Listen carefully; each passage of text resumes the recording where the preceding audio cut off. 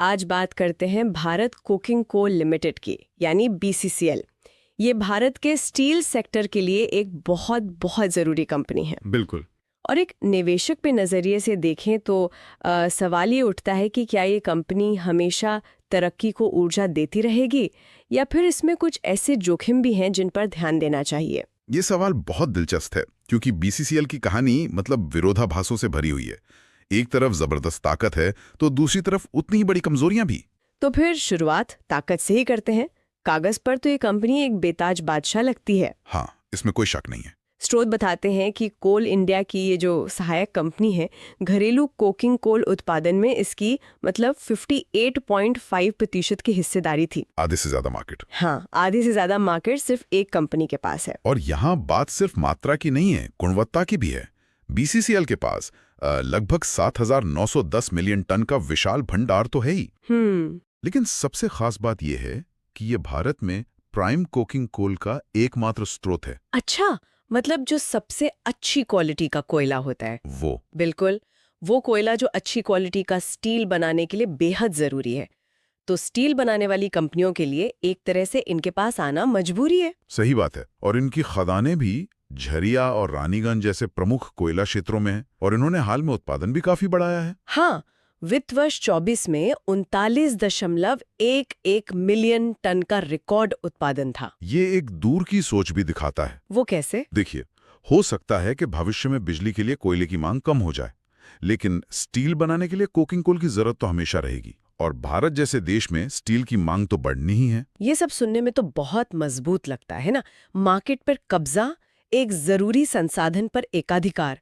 पर जब हमने स्रोतों को और गहराई से देखा तो कुछ ऐसी बातें सामने आईं जो सवाल खड़े करती हैं। हाँ, और वो सबसे बड़ा सवाल है निर्भरता को लेकर।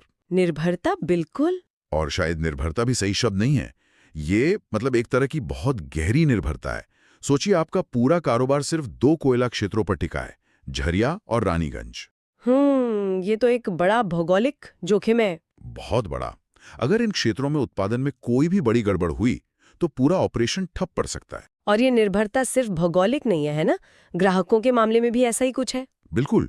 इनकी 80% से ज्यादा कमाई सिर्फ टॉप 10 ग्राहकों से होती है। 80%? हाँ, तो अगर किसी एक बड़े ग्राहक ने भी हाथ खींच लिया तो आप सोच सकती हैं कि बैलेंस शीट पर कितना बड़ा असर पड़ेगा। तो ये ग्राहकों पर निर्भर है, अपनी खदानों की लोकेशंस पर निर्भर है, पर मुझे जो बात सबसे ज्यादा चौंका रही है वो है ठेकेदारों पर इनकी बढ़ती निर्भरता। आपने बिल्कुल सही नस पकड़ी है। आंकड़े तो कुछ ऐसे ही बता रहे हैं। हाँ, आंकड़े कहते हैं कि सितंबर 2025 तक 84% से ज्यादा खुदाई का काम तीसरे पक्ष के ठेकेदार करेंगे। 84%? जी।